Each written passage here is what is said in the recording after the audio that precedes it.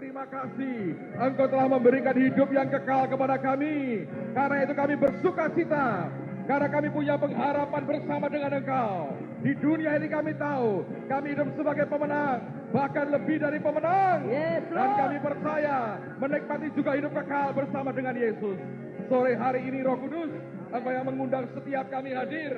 Dan karena Engkau yang mengundang, kami percaya Engkau hadir di tengah-tengah kami. Yes, Dan Lord. Engkau menjamu kami hari Amen. ini dengan kebaikan-Mu yang dari surga. Haleluya. Engkau berbicara, wahyukan kebenaran-Mu, bangkitkan iman kami, berikan belas kasihan Tuhan. Yes, Roh Lord. hikmat, wahyu dan pengertian turun hari ini melanda kehidupan kami. Dan jangan biarkan satu orang pulang tanpa diubah dan diberkati hidupnya oleh Tuhan sendiri. Di dalam nama Tuhan Yesus, dan semua yang percaya berkata, Amen. Haleluya. Haleluya. Amen. Silakan duduk saudara. Haleluya. Anda siap terima firman Tuhan sore hari ini? Mari buka Markus pasal yang ke-6. Markus pasal yang ke-6. Melihat pada ayat yang ke-34. Saya akan baca sampai dengan ayat yang ke-44. Saudara perhatikan baik-baik pada Alkitabmu. Ketika Yesus mendarat. Saya selalu berkata beberapa kali ini, Yesus rupanya perlu mendarat juga. Ada banyak orang Kristen yang kurang mendarat hidupnya. Sehingga ngambang di mana-mana. Ketika Yesus mendarat, ia melihat sejumlah besar orang banyak. Maka tergeraklah hatinya oleh belas kasihan kepada mereka. Karena mereka seperti domba yang tidak mempunyai gembala. Lalu mulailah ia mengajarkan banyak hal kepada mereka. Pada waktu hari sudah mulai malam, datanglah murid-muridnya kepadanya dan berkata, tempat ini sunyi dan hari sudah mulai malam. Suruhlah mereka pergi supaya mereka dapat membeli makanan di desa-desa dan di kampung-kampung di sekitar ini. Tetapi jawabnya, kamu harus memberi mereka makan. Kata mereka kepadanya, jadi haruskah kami membeli roti seharga 200 dinar untuk memberi mereka makan? Tetapi ia berkata kepada mereka, berapa banyak roti yang ada padamu? Cobalah periksa. Sesudah memeriksanya mereka berkata, 5 roti dan 2 ikan. Lalu ia menyuruh orang-orang itu supaya mereka duduk berkelompok-kelompok di atas rumput hijau. Maka duduklah mereka berkelompok-kelompok, ada yang 100, ada yang 50 orang. Dan setelah ia mengambil 5 roti dan 2 ikan itu, ia menengadah ke langit dan mengucap berkat, lalu memecah-mecahkan roti itu dan memberikannya kepada murid-muridnya, supaya dibagi-bagikan kepada orang-orang itu. Begitu juga kedua ikan itu dibagi-bagikannya kepada semua mereka. Dan mereka semuanya makan sampai kenyang. Kemudian orang mengumpulkan potongan-potongan roti 12 bakul penuh selain daripada sisa-sisa ikan. Yang ikut makan roti itu ada 5.000 orang laki-laki. Nah perhatikan saudara sekalian, ini ada 2 karakter yang saling bertolak belakang atau yang berbeda yang muncul dalam kisah ini. Yang pertama adalah Yesus sendiri, yang kedua adalah para muridnya. Nah apa bedanya? Yesus ketika melihat orang begitu banyak, reaksi yang muncul adalah timbullah belas kasihan. Dan dari belas kasihan inilah keluar berbagai macam pengajaran yang dia sampaikan kepada orang banyak itu. Tetapi kemudian bukan hanya dia memberikan pengajaran, dia juga memberi mereka makan. Sampai mereka kenyang, bahkan rotinya sisa 12 bakul. Tetapi orang kedua karakter berikutnya adalah para muridnya. Ini tipe orang yang tidak mau repot dengan orang lain. Selama orang banyak mendengarkan Yesus, dia masih bisa menerima dengan baik. Dia masih bisa ikuti apa yang Tuhan katakan. Tapi ketika Tuhan bergerak lebih jauh lagi, rupanya mereka tidak punya cukup belas kasihan. Mereka tidak mau repot. Mereka berkata, Tuhan, suruh mereka pulang. Untuk mereka ngusir langsung orang banyak, mereka tidak berani. Mereka pakai Yesus, mereka berkata, suruh mereka pulang Tuhan. Dan Tuhan berkata, jangan. Kamu harus memberi mereka makan. Langsung reaksinya berkata, nggak cukup duitnya. Dan mereka berkata, apakah semua uang kami 200 dinar ini harus dibelanjakan habis untuk memberi mereka makan? Tidak cukup juga untuk mereka semuanya. Jadi ada dua macam karakter saudara. Yang pertama Yesus, yang kedua para muridnya. Mengapa para muridnya tidak muncul belas kasihannya? Oleh karena ketika mereka ikut Tuhan, yang mereka kejar adalah karier. Mereka ingin terima promosi dari Tuhan. Karena itulah ributnya mereka selalu soal siapa terbesar di antara kami. Padahal tidak satu pun yang besar di antara mereka. Semuanya kacau pada akhirnya. Tapi karena mereka mengejar karier, selalu mereka ingin jadi yang terbaik di antara yang lain. Jadi pertanyaannya, siapa terbesar di antara kami? Yesus tidak mengejar karier apapun. Sehingga yang muncul adalah belas kasihan. Nah, mengapa sampai orang bisa muncul belas kasihan? Saya berkata begini, ketika Tuhan melihat orang banyak, dan mereka seperti domba yang tidak tergembalakan, maka timbullah belas kasihannya. Belas kasihan itu muncul ketika kita mengizinkan Tuhan membuat kita melihat atau bersinggungan dengan kebutuhan umat manusia di sekitar kita. Belas kasihan muncul ketika kita membiarkan Tuhan menatap atau bersinggungan dengan tanda petik luka yang ada dalam tubuhnya. Orang yang pernah melihat dan bersinggungan dengan luka pada tubuhnya atau pada dunia ini, dia akan muncul belas kasihannya. Tapi orang yang membiarkan dirinya dikuasai egonya, tidak akan pernah bisa keluar belas kasihannya. Padahal belas kasih Tuhan itu selalu mendahului semua perkara besar dan mujizat yang dia lakukan di dunia ini. Mari kita bandingkan dengan Yohanes pasal yang ke-20. Injil Yohanes pasal yang ke-20. Ada kisah menarik sekali di ayat yang ke-24 sampai dengan ayat yang ke-29.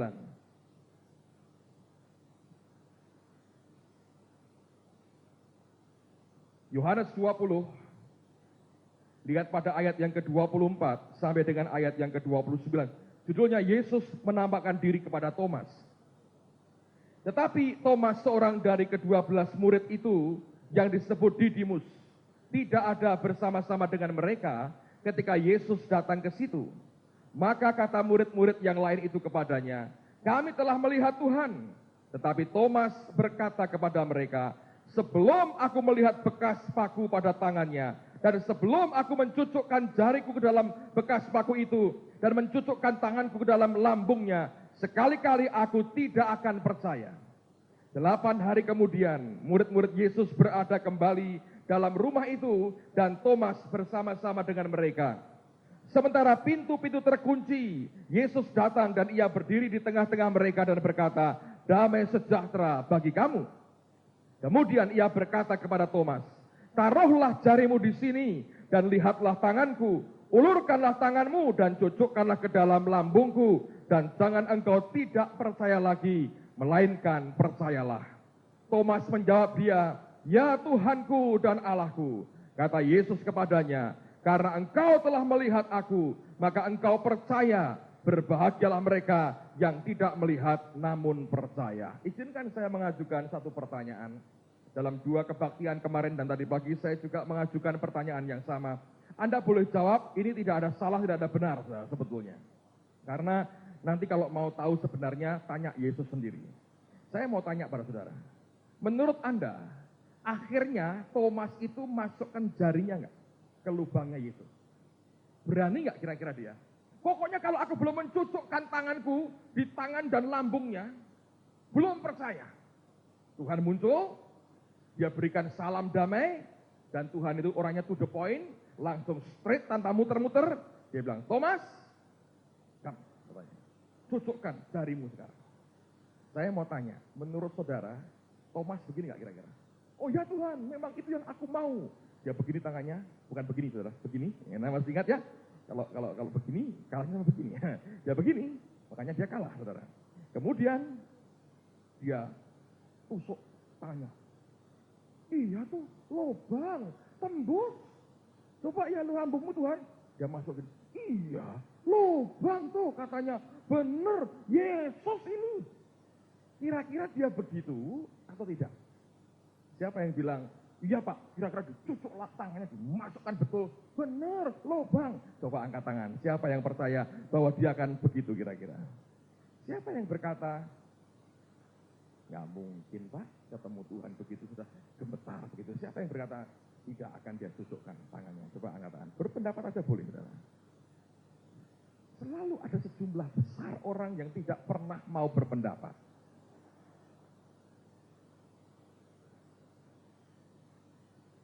Selalu mau aman dan berkata, biarkan dia berkata apapun, pokoknya amin, haleluya. Memang itu paling aman. Anda selalu bisa mentertawakan pandangan siapapun, karena engkau tidak berpandangan, saudara. Well, ini sebetulnya kan masih perdebatan. Sampai sekarang orang berdebat.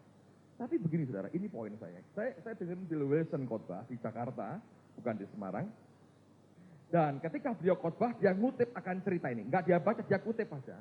Dan dia berkata begini, menurut para ahli bahasa ini, ketika dilihat akan tensesnya, jenis waktu yang dipakai, segala macam diteliti oleh ahli bahasa. Mereka sepakat begini, bahwa kemungkinan besar ada indikasinya, memang dia sentuh betul, saudara. Mungkin tidak dengan main-main, tapi minimal dia masih sedikit. Jadi diam dia ini nekat, saudara. Masih betul. Tapi apakah dia hanya melihat luka itu? Apakah dia sempat dia masukkan tangannya, walaupun sedikit, saudara? Dan mungkin Tuhan geli. Tapi apakah dia hanya melihat atau dia masukkan betul tangannya, tidak jadi masalah. Tapi saya berkata pada saudara, orang yang pernah mengizinkan Tuhan untuk dia melihat, membawa dia melihat atau bersentuhan dengan luka atau sesuatu yang lubang ada pada tubuh Tuhan, orang itu pasti berubah. It changes, mengubah. Tapi orang yang membiarkan dirinya dikuasai egonya, hanya memikirkan dirinya, dan suka dengar kata promosi dari Allah. Saya beritahu saudara, engkau tidak akan pernah berubah itu. Engkau boleh ke gereja setiap hari, tapi engkau kejar hanya itu. Dan engkau bisa salah paham dengan Tuhan. Kok bisa Pak? Contoh begini. Sekarang ini lagi populer orang bicara soal next level. Next level. Bayangan kita next level itu begini. Naik aku. Dari bawah, aku naik next level. Naik next level. Naik next level. Naik next level. Ya yang paling tinggi jabatannya. The highest.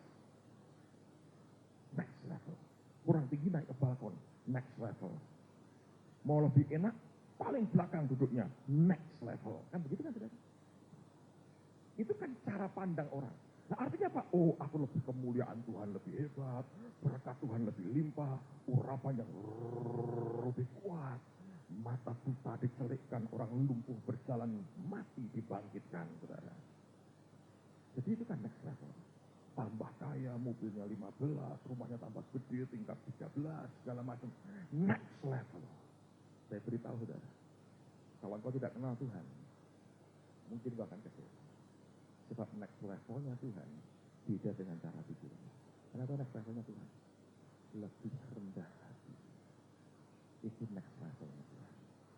Lebih rendah hati artinya Anda perlu direndahkan diri.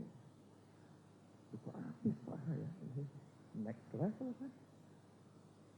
Tapi kalau Anda makin ditambahi, itu nggak next level. Tongkatnya yang next level. Dan itu Tuhan tidak. Jadi biarkan, izinkan Tuhan membuat kita bersinggungan dengan kebutuhan manusia di sekitar kita. Bersinggungan dengan luka di tubuh. Kalau tidak, hidup dalam ego. Kalau Anda ke kota Madras di India, kota Chennai namanya sekarang. Begitu keluar dari airport menuju ke kota, Anda akan bertemu dengan sebuah bukit yang tidak terlalu tinggi. Anda akan diberitahu itu bukit namanya Bukit Santo Thomas. Di situ sekian waktu yang lalu, Thomas jadi martir, memberikan hidupnya mati bagi Yesus dan orang-orang India. Dari orang yang berkata, kalau aku tidak mencucukkan jariku, aku tidak akan percaya. Begitu ketemu dan bersinggungan dengan luka di tubuh Tuhan, saya yakin dia nyembah. Dan dia berkata, ya Tuhanku, ya Allah. Bahasa aslinya dia berkata, my kurios and my theos. Kurios artinya owner, pemilik. Dia berkata, engkau pemilik hidupku Tuhan. Tapi engkau Theos. Engkau Allah yang sebenarnya. Dan di situ dia mengakui, ini Tuhan sendiri, Allah sendiri. Sampai dia bilang Theos. Dengan main-main. Dia berubah. Beberapa abad lalu, hidup seorang yang bernama Francis of Assisi. Francis dari Assisi.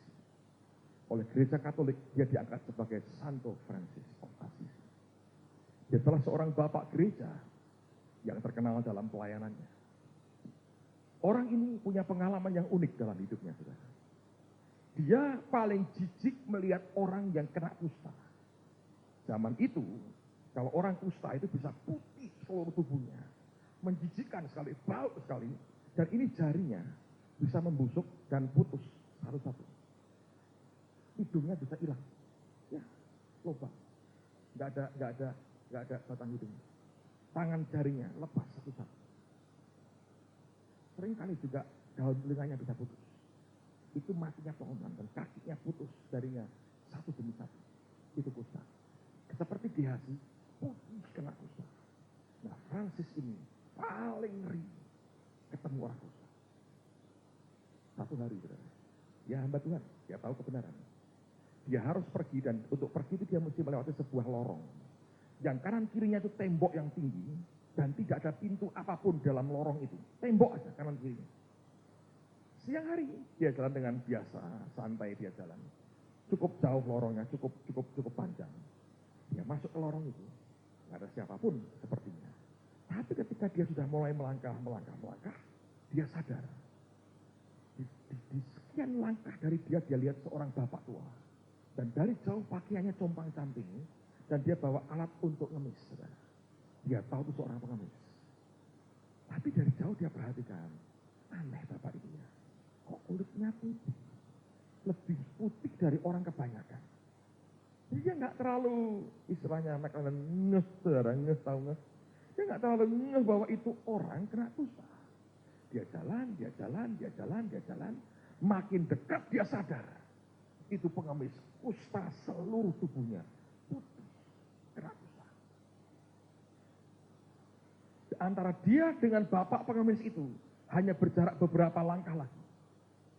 Dan sekian detik itu dia bergulat, dia berhenti sebentar. Dia berkata begini, aku gak tahan lihat orang kusta. Kalau aku balik, aku bisa berbalik. Tapi aku tahu aku akan melukai hatinya. Kalau aku terus jalan pura-pura nggak lihat dia, aku juga tahu aku melukai hatinya. Kalau aku beri uang sambil tutup mata, lemparkan ke kalengnya, aku tahu juga melukai hatinya. Kalau aku lemparkan dari jauh, tambah melukai hatinya. Karena aku pasti menolak dia dan dia tahu.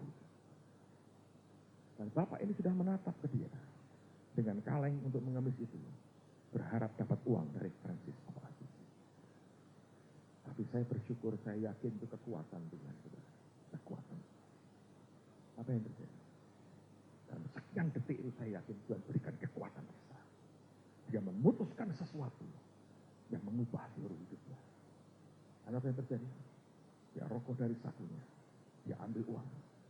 Dia masukkan ke kaleng tempat pengemis itu. Menadahkan kalengnya. Dia berikan uang. Bukan hanya dia beri uang. Dia peluk bapak ini. Erat. Dia cium kedua pipinya. Dia berkata, aku mengasihi kamu. Tuhan Yesus juga mengasihi kamu. Selesai dia peluk erat. Dia jabat tangan lagi orang kusta ini. Putih tangannya kena kusta. Dia tidak peduli. Dia biarkan dirinya bersentuhan dengan luka dalam tubuh Tuhan. Dia pegang tangannya, dia jabat erat. Dia berkata, Tuhan memberkati Bapak. Bapak ini hanya bengong kelihatannya. Lihat ada orang mau peluk dia, cium kedua pipinya, jabat tangannya erat, yang putih kena kusta menjijikkan. Assisi berpantan dengan dia. Dia jalan beberapa langkah.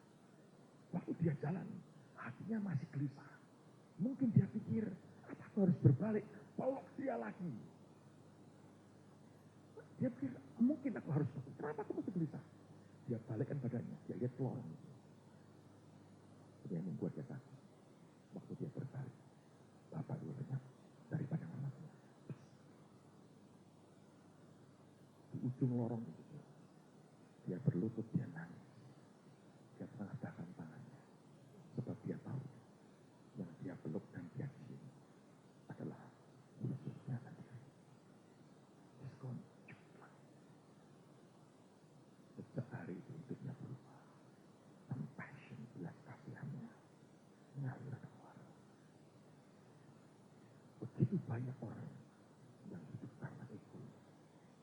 Dia tidak pernah mau mengizinkan Tuhan membawa dia bersinggungan dengan luka dan kebutuhan di sekitar kita. Kalau saudara dan saya membiarkan Tuhan bawa kita, gandeng kita jalan, berkata Tuhan, aku mau engkau mengizinkan membawa aku izinkan engkau Tuhan, bawa aku sampai aku bisa bersentuhan dengan luka dalam tubuhmu, dengan kebutuhan jutaan manusia di sekitar kita. Belas kasihanmu akan muncul. Engkau tidak akan jadi orang ego. Karena egomu tidak akan pernah membawa Anda kemana-mana. Kalau orang bertanya, Pak, apa hubungannya dengan kami? Saya biar Bapak itu. Ketika engkau bersinggungan, engkau melihat akan kebutuhan need daripada tubuh Tuhan. Engkau lihat luka di tubuh Tuhan. Engkau lihat penderitaan orang lain. Engkau izinkan matamu dibawa Tuhan melihat itu, bahkan bersentuhan dengan itu. Apa yang terjadi? Yang keluar pertama dari hidupmu adalah belas kasihan. Nggak bisa enggak? Pak Yos baru beritahu saya bersyukur Anda orang yang mengerti. Teman kita punya gereja di Gunung Kidul. Dia nangis ke Pak Yos. Dia berkata, Pak, sekarang hamba-hamba Tuhan di sisi kami kekeringan. Pak. Bahkan untuk minum pun susah payah. Tidak bisa beli air, Pak. Mahal sekali di luar kemampuan kami. Nangis. Pendeta. Saya kenal beliau. Ini orang tulus. Dia bilang, kami Pak, jangankan mandi. Mandi sudah tidak bisa. Untuk minum saja, rebus air saja. Susahnya luar biasa. Rupanya Pak Yos beritahu beberapa teman pengusaha di daerah kita. Mereka berkata, yuk buat. Ya, saya dengar mereka mau drop 10 tangki air buat para hamba Tuhan di gunung itu. Itu bersentuhan dengan kebutuhan orang sekitar. Begitu Anda lihat sesuatu yang luka, yang membutuhkan uluran, dengar baik-baik. Yang muncul pertama pasti reaksi berkata, aku akan berbuat sesuatu. At least kau akan taruhkan hidupmu di mezbahnya. Kalau kau tidak punya apapun, kau bisa berkata, apapun aku bisa kerjakan, aku akan kerjakan, kau taruh hidupmu. Dan waktu engkau taruh korban hidupmu itu yang mengubah Anda secara permanen. Orang, saudara-saudara, kalau Anda pernah taruh sesuatu dalam hidupmu, korban di hadapan Tuhan, apapun. Sampai kau berkata, Tuhan, sebetulnya aku gak punya apa-apa. But this is the best that I have. Ini yang terbaik yang aku punya, Anda taruhkan di mezbah. Itu mengubah Anda secara permanen. John Avancini pernah buat statement yang berani sekali. Banyak orang kaget, tapi dengerin baik-baik. Saya yakin itu benar. Dia berkata begitu. Bahkan lewat korban, Tuhan pun berubah. Pertama saya dengar, saya bilang, wow. Katanya Yesus tidak berubah kemarin, hari ini, besok, selama-lamanya. Dia berani berkata, Tuhan pun berubah. Dia ngomong gini, dengerin baik-baik. Saya setuju sekali. Anda dengar? Di perjanjian lama, Tuhan tampilnya berbeda dengan perjanjian baru. Di perjanjian lama, dia tampil sebagai Allah yang kejam, tanda petik, dan suka membunuh. Manusia berdosa, tenggelamin, habis. Tinggal 8 gelintir, misalnya. Habis. Amalek, dia berkata, bantai semua, laki, perempuan, ibu, anak-anak, bayi, habisin, matikan. Tahu Agag disimpan oleh Saul, tidak dibunuh?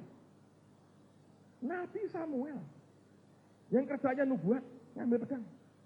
Firman berkata, Agag dicincang. Kayak buat sate babi. Bukan nusuk sekali, saudara. Nabi itu kalau sudah pakai pedang, lebih bahaya daripada warrior sekalipun. Dia cincang. Dia beritahu Saul, gini caranya bunuh Nabi, raja musuh. Dan itu membuat Tuhan berkenan. Orang-orang yang berzina dengan perempuan kafir, oleh seorang imam dikejar, diburu, ditombak, dibunuhin. Itu yang meredakan amarah Tuhan. Bayangin saudara. Tuhan lihat pembantaian, reda amarahnya. Itu kalau Anda baca di perjanjian lama, kan begitu kan? Mengapa di perjanjian baru yang keluar berbeda? Kasih, pengampunan, diampuni. Kenapa berbeda? Itu ada perbedaannya di Yohanes 3:16. Sudah dibuka, saya bacakan. Perhatikan. Karena begitu besar kasih Allah akan dunia ini. Pertama muncul belas kasihannya. Nah, dia lihat manusia berabad-abad tidak bisa berbuat apapun mengalahkan dosa. Muncul compassion-nya, belas kasihan. Sehingga ketika belas kasihan muncul, diberikannya, dikaruniakannya anaknya yang tunggal, his only begotten son. Putra tunggalnya dikorbankan. Lihat belas kasihnya muncul, lalu sacrifice yang akan menyusul. Gak ada orang berbelas kasihan cuman, iya kasihan, nasib kok bisa begitu, untung bukan saya. Itu bukan belas kasihan, itu tangisan sinetron, saudara. Tapi kalau murni belas kasih, muncul sacrifice akan mengikuti. Kenapa orang begitu pikir? Gak ada compassion, gak ada belas kasihan. Kenapa orang tidak peduli orang lain? Gak ada belas kasihan. Hidup dikuasai oleh ego untuk manusianya sendiri. Hidup kayak begitu saya beritahu, boring, membosankan. Tapi ketika Allah melihat manusia tidak berdaya, timbul belas kasihannya, sehingga karena kasihnya itu diberikannya anaknya yang tunggal. Lalu Tuhan berubah, supaya semua yang percaya kepadanya tidak binasa. Jadi main bunuhnya hilang, dia buat supaya jangan binasa, melainkan beroleh hidup yang kekal. I think it's true. Kalau itu keluar dari hati, karena belas kasihan, membuat Anda jadi orang berbeda. Tapi kalau tidak pernah bersinggungan dengan Tuhan, Anda kenal Bill Wilson ya? Tahulah. Sekarang punya 20.000 anak-anak, tiap Sabtu wilayah. Dari pagi saya cerita, itu ketika mulai pelayanan. Itu bukan dikitari oleh tim doa yang nggak ada. Nggak ada tim doa puasa, nggak ada puasa rantai, nggak ada yang puasa Daniel, puasa Esther, puasa Nebukadnezar, puasa Niniwe, nggak ada, saudara. Zaman sekarang Israel canggih-canggih aja. Cuma puasa Daniel, makanya makan itu di restoran yang vegetarian, itu kan mahal, saudara. Saya pernah dengan beberapa teman, saya bilang, ayo makan, mereka ngajak makan, ayo. Bapak milih apa saja, tapi kami nanti akan milih yang lain, Pak. Kami tidak makan daging, kami puasa Daniel. Milihnya itu yang vegetarian, itu harganya mahalnya luar biasa. Rasanya persis daging. Saya bilang, kalian kok sedang rame-rame menipu dirimu sendiri. Lidahmu kamu tipu. Karena kita berkata, Daniel tidak makan yang sedap-sedapan. Ini sedap banget, saya berkata. Ya dong, harusnya kalian makan nasi putih, nonton saya makan. Nah, nafsu makanmu sampai gemeter-gemeter, nah itu tuh saya berkata. Dan pesennya air putih. Jangan apa? Bukan saya mana itu mereka, I don't know, mereka minum apa saya nggak tahu. Perrier minumnya. Ya, itu makanan, itu minuman mahal. Air putih itu murah, saya berkata. Makan nasi putih, saya tak makan barbeque. Nah kamu sedot aja. Nah, maka itu menderita, saya berkata. Ya kita kan belajar Pak, belajar kok puluhan tahun, saya berkata. Orang hanya pengen, oh, aku puasa ini. Bill Wilson gak ada yang puasa begitu. Dia datang sendirian. Sebab orang ini bukan hanya bersentuhan dengan luka, dia sendiri di badannya dan hidupnya bawa luka itu. Anda masih ingat? Ya dibuang mamahnya, 3 hari gak makan gak minum. Saya ngomong terus terang ya, mamahnya itu pelaku. Beberapa tahun lalu ditemukan mati di pinggir jalan dengan botol alkohol di tangannya, mati. Papanya sudah mati, keluarganya mati semua, tinggal dia. Dia juga heran, semua mati, aku nggak bisa mati-mati. Ditembak, ditusuk, dibentur di kepala, nggak mati-mati. Saya bilang,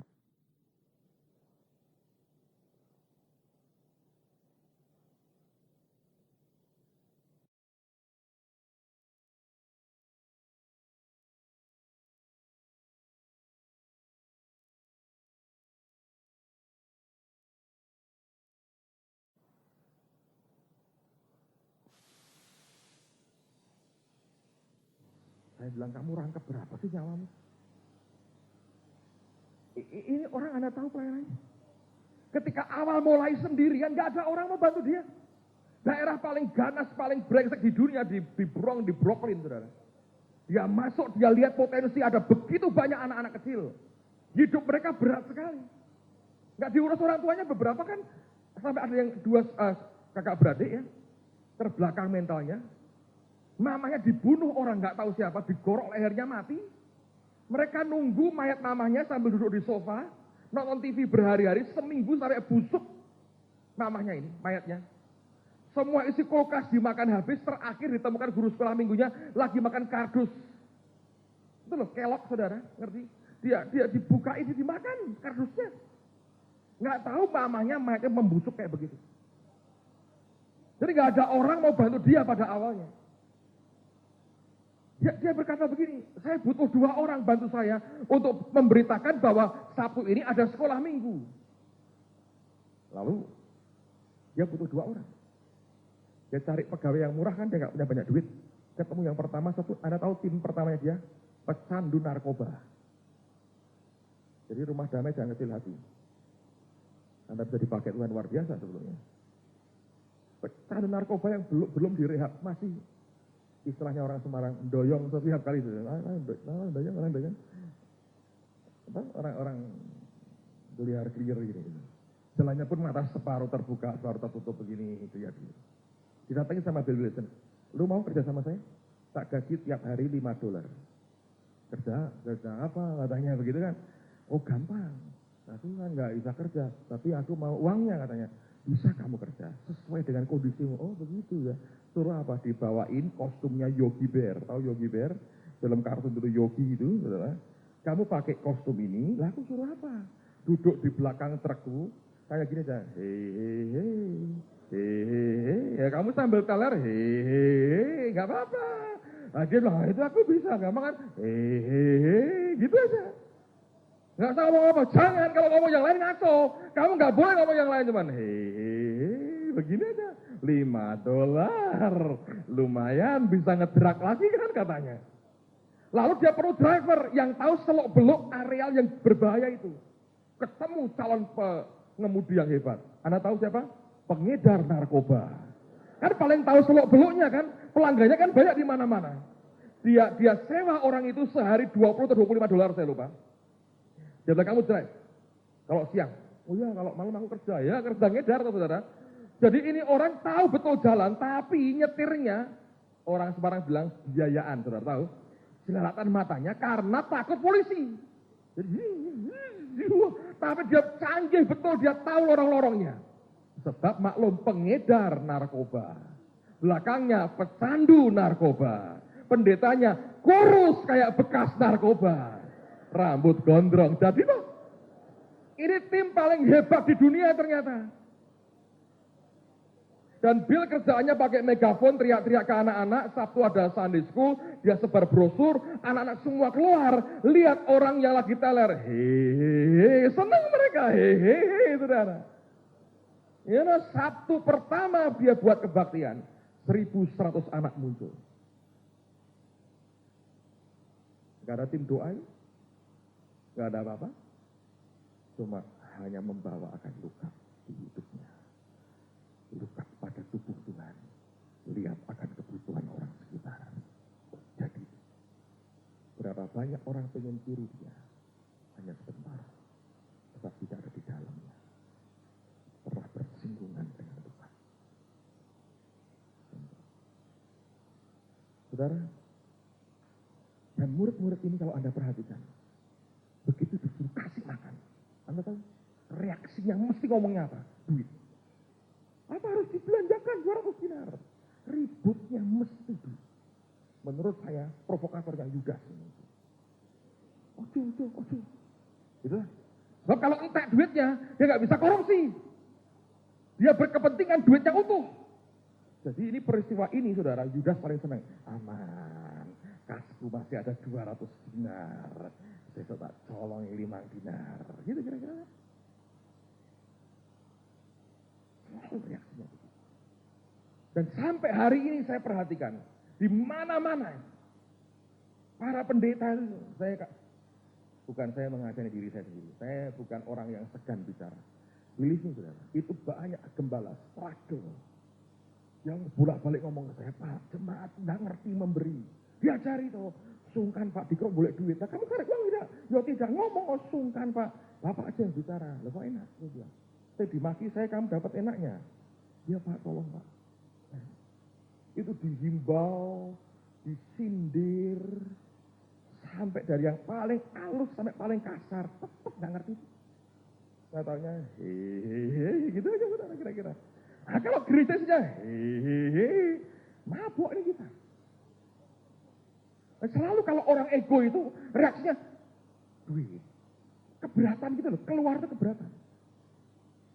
Sebab memang dia memikirkan dirinya.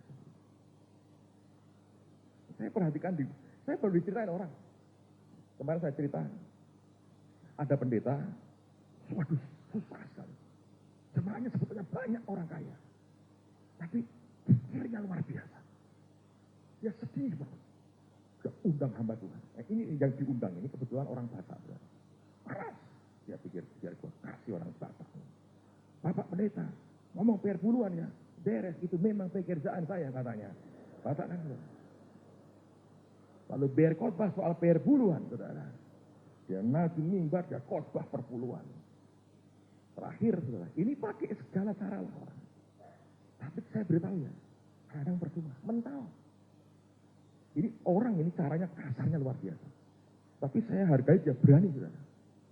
Terakhir dia berkata gini, coba siapa yang merasa jujur ya, belum setia memberikan perpuluhan, izinkan saya berdoa buat saudara, katanya begitu. Beberapa orang berdiri, karena mau didoakan kan semua senang, gitu. Mau tuh didoakan. Semua yang belum memberi perpuluhan banyak berdiri. Sudah, semua, sudah. Langsung dia teriak, pencuri kau katanya. Langsung beberapa tidak mau ke gereja lagi, saudara. Ngamuk itu orang, saudara. Kurang ajar nih pendeta, katanya mau didoakan. Dia tunjuk itu, pencuri kau. Ini betul itu firman berkata begitu sebetulnya. Dia hanya mengartikulasikan aja kebenaran. Tapi nggak mempan. Tidak mempan. Mau dikasih apapun nggak mempan sebetulnya. Sebab egonya terlalu kuat. Yang keluar malah amarah. Itulah manusia. Tapi izinkan saya ceritakan beberapa true story yang saya sempat tulis, saya sampaikan di School of Acts Jumat yang lalu. Ini orang-orang yang ngerti. Ya sebetulnya kalau ada orang berkata, Pak, saya nggak ngasih perpuluhan juga diberkati. Ya itu tandanya hidup dalam ego. Jadi hitungannya uang memang semua. Padahal Alkitab berkata orang mengembalikan perpuluhan itu, Tuhan berkata supaya kamu belajar takut akan Tuhan. Bukan untuk cari kekayaan tambahan. Supaya kita belajar takut akan Tuhan. Itu aja. Jadi kalau Anda bangga, oh aku rasa ngasih perpuluhan, aku diberkati. Nggak apa-apa. Berarti orang itu tidak takut akan Tuhan. Bandi ada ngadep Tuhan, dia berkata. Wani tenang, dia. Ayo nek wong Semarang tadi, ya itu tadi, dia sih Tuhan. Sebab tidak pernah mau belajar takut akan Tuhan. Tapi ada true story, 4 cerita lah, kalau masih sempat waktunya saya cerita ke Anda. Sekian tahun yang lalu ada seorang laki-laki yang masih muda. Dia mencoba membuat akan pabrik keju di kota Chicago. Dia dagang dan dia bangkrut. Habis. Ketika dia kolaps, sahabatnya datang ke dia, memberikan nasihat ini. Kenapa kamu kolaps? Dia bilang, I don't know. Dia berkata, karena kamu tidak membawa Tuhan masuk ke dalam bisnis. Dan kamu tidak hidup untuk bekerja bagi dia. Itu yang membuat kamu kolap. Kamu tidak bawa Tuhan masuk ke bisnismu. Dan kamu tidak mau kerja untuk dia. Dia renungkan beberapa saat perkataan sahabatnya ini. Memang keras. Kemudian dia berkata begini. If God wants to run this business. Kalau Tuhan mau ngerjakan, garap bisnis keju ini. Dia bilang, he can do it. Dia boleh melakukannya. Dan dia berkata, I will work for him and with him. Aku akan kerja bagi dia dan kerja dengan dia. Terus dia ngomong, dia berdoa, Tuhan Yesus, mulai hari ini engkau pemegang saham mayoritas di pabrik ini. Sudah kolaps pabrik. Dan dia berkata, mulai hari ini engkau jadi senior partner buat aku. Engkau pemegang mayoritas. Artinya apa? Begitu ada keuntungan, mayoritas untuk pemegang mayoritas. Saudara. Anda ngerti? Itu bukan cuma ngomongan. Oh ya Pak, saya tiru ngomongan. No. Begitu Anda dusta, habis saudara. Sebab dia ngomong, dia buat komitmen. Dengan itu yang dia kerjakan. Nggak punya apa. Ditulis dalam sejarah. Dia diberkati luar biasa. Dan hari ini dari perusahaan keju terbesar di dunia. Nama orang ini adalah J.L. Kraft. Pemilik perusahaan Kraft Cheese Company. Anda pernah makan keju Kraft? Itu pemegang mayoritasnya Yesus Kristus Tuhannya. Makanya nggak pernah rugi, saudara. Mana pernah ada cerita Yesus bangkrut? Ya, mana ada? Oh, saya akan ngomong begitu Pak. Ngomong tak percuma. Tuhan mau ada sign dalam hidupnya. Ditagih tenan, saudara. Oh, enggak pakai no Pak. Oh, disipuk dia, saudara. Dia ambil sama dia. Dia punya cara ngambil. Ini luar biasa. Orang kedua bernama Wallace Johnson. Ini kerjanya apa adanya? Anda tahu nyelap itu loh. Gandum kayak di desa ada selepan beras itu ya. Ini kerja begitu. Jadi operatornya. Itu pun dianggap tidak becus, dipecat. Lalu dia memulai hidupnya dengan Tuhan Yesus. Dan dia berkata begini. Aku ini total bergantung kepada Tuhan. Untuk pertolongan dalam hidupku. Di semua hal yang aku lakukan. Kalau tidak, dia berkata. Dengan jujur aku harus berkata. Pasti sudah runtuh. Hanya sebulan saja. Dan ini orang ketika tergantung total ke Tuhan. Dikenal orang ini sebagai orang yang berani memberi. Dan terlibat dalam banyak pelayanan. Dan dia dari jutawan yang luar biasa. Anda tahu, Wallace Johnson adalah pendiri dari Holiday Inn. Seluruh dunia ada hotelnya. Holiday Inn. Dia yang mulai. Dari itu Pak, cuma ngelap gandum, dipecat. Taruh hidupnya ke Tuhan. Diubah, Tuhan luar biasa. Orang ketiga, umurnya baru 16 tahun. Namanya William. Bapaknya miskin sekali. Dan dia berkata, William, papa nggak punya uang lagi untuk menghidupi kamu. Pergi nak dari rumah. Bukan diusir. Kamu pergi, merantau. Cari hidupmu sendiri. Nak. Lalu kemudian dia pergi. Dia numpang kapal ke kota New York. Begitu dekat dengan dermaga, lihat kota gede itu dia takut sekali. Dia ngomong pada kapten kapalnya, Kapten, aku takut masuk kota ini. Kapten berkata, nak, kamu bisa kerja apa? Papaku pernah ngajari aku bagaimana membuat sabun. Hanya itu pekerjaanku. Kapten berkata, kamu mau aku doakan buat kamu? Dia bilang, ya Kapten, doakan aku. Aku takut masuk kota ini. Dan kaptennya memberikan nasihat berkata begini, berikan hatimu kepada Kristus. Dan bayar ke Tuhan semua yang jadi miliknya dia. Kalau kamu kerja yang jujur. Jangan kamu kurangi timbangannya. Jangan curang, kerja jujur. Berikan hatimu ke Yesus. Bayar semua miliknya. Berikan ke dia apa yang jadi miliknya. Dan kerja dengan jujur. Doakanlah kata. Dia masuk gereja. Ikut dalam sebuah gereja lokal. Cari kerja. Ada lowongan di sebuah pabrik sabun. Dia masuk, dia kerja. Hasil pertama, dia berikan perpuluhan ke Tuhan. Terus dengan setia. Uangnya dikelola dengan begitu baik. Sekian tahun, dia mulai beli saham pabrik itu. Terus. Sekian tahun kemudian, pabrik itu jadi miliknya dia. Allah memberkati. Begitu jadi miliknya dia beri 20% buat Tuhan. Makin diberkati, dia beri 30%. Dia beritahu ke semua karyawannya, ikuti yang aku kerjakan, supaya engkau diberkati. Dan dia minta Tertib mereka berikan ke Tuhan, itu miliknya dia. Dia beri 40%, dia beri 50%. Sampai menjelang masa tuanya, dia orang jadi jutawan yang luar biasa. Dia berkata, aku sudah cukup. Aku berikan sekarang 100% bagi Tuhan. Anda tahu siapa orang ini? Dialah William Colgate. Anda pernah pakai produknya? Colgate. Dimulai dari satu anak umur 16 tahun. Tidak punya apa-apa. Taruhkan hatinya ke Yesus. Kembalikan ke Tuhan apa jadi miliknya. Bukan seperti para murid pada waktu itu. Reaksinya kecil sekali. Yang terakhir sebelum kita selesai. Seorang bapak tua diwawancarai oleh banyak wartawan. Ditanya, apa rahasia suksesmu? Dari berbagai media. Lalu bapak tua ini berkata, izinkan aku cerita masa lampauku. Waktu aku masih kecil, papaku meninggal dunia. Mama harus kerja sendiri menghidupi kami, keluarga besar. Aku kasihan dengan mama. Suatu hari aku berkata, mama, aku akan berhenti sekolah. Aku mau ikut kerja. Tolong mama, nopang keluarga. Mama saya nangis berkata, jangan nak. Dia berkata, John, jangan buat itu. Biar mama yang kerja. Tidak, ma. Aku mau kerja, kata si John. Dan dia berkata, dia mulai kerja. Tapi dia anak kecil. Orang tidak mau gaji dia cukup, saudara. 1 minggu hanya dikasih $1,5. Uang sekarang mungkin kira-kira 15.000. Apa mungkin kurang dari itu. Dan dia masih ingat, dia berkata, $1,5 pertama. Aku bawa pulang dengan gembira. Aku taruh di pangkuan mamaku uang itu. Dia berkata, mama, ini gajiku minggu ini.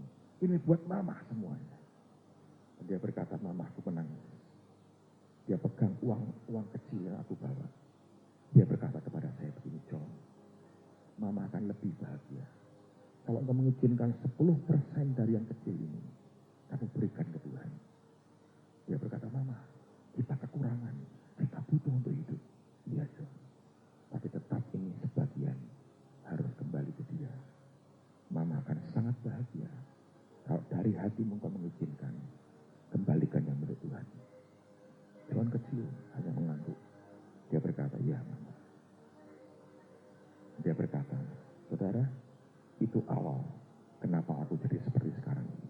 Kalau $1,5 pertama kamu berani kembalikan 10%-nya ke Tuhan. $1 miliar, $1 juta berikutnya. Engkau berani berikan $100.000 untuk Tuhan. Semua orang mengangguk-angguk. Dan orang tua ini, dia berkata, beritahu kepada semua pembaca, penonton, dan pendengar, katanya kepada para wartawan, supaya mereka ajari anak mereka dari kecil setia mengembalikan perpuluhan ke Tuhan. Nanti setelah dewasa, dia akan jadi orang yang setia mengelola keuangan Tuhan. Hidup mereka diberkati. Semua menganggukkan kepala, pada setuju. You know why? Karena yang berbicara dengan mereka adalah John D. Rockefeller, orang yang paling kaya di Amerika pada waktu itu. Dari mana, saudara? Dari $1,5 pertama diajari merespon kepada panggilan Tuhan. Saya mau beritahu saudara, izinkan Tuhan membawa kita bersentuhan dengan lukanya, dengan kebutuhan jeritan orang di sekitar kita. Kalau engkau mau berkata begitu, lihat tangan Tuhan akan kerja dalam hidupmu. Belas kasihan Allah akan dialirkan dan hidupmu tidak akan sama lagi. Amen, saudara. Mari berdiri sama-sama. Thank you, Father God. Ku berikan hatiku dan jiwaku, semuanya bagimu di dalam hidupku, di setiap waktu. Nyatakan jalanmu, oh ku berikan hatiku dan jiwaku, semuanya bagimu di dalam hidupku, di setiap waktu. Nyatakan jalanmu, yang rindu hari ini berkata, Tuhan, aku mau Engkau bawa sampai mataku bisa melihat dan bersinggungan dengan luka dalam tubuhmu dan penderitaan orang lain. Kalau Engkau mau berkata ya, angkat tanganmu, saya doakan Engkau malam ini. Lihat tangan-tangan yang terangkat, ya Tuhan. Kami berkata ya, karena kalau kami terus hidup dalam ego kami tidak akan pernah bisa dapat apapun. Tapi hari ini kami datang tersungkur di hadapan-Mu. Kami berkata, Tuhan, bawa kami sampai muncul belas kasih dari hidup kami. Itu yang mengubah kami, Tuhan, yang mulai mengubah kami.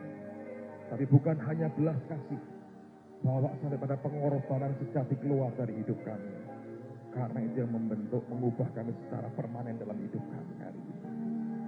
Tolong kami, Tuhan, tolong kami. Tolong kami, Tuhan, tolong kami.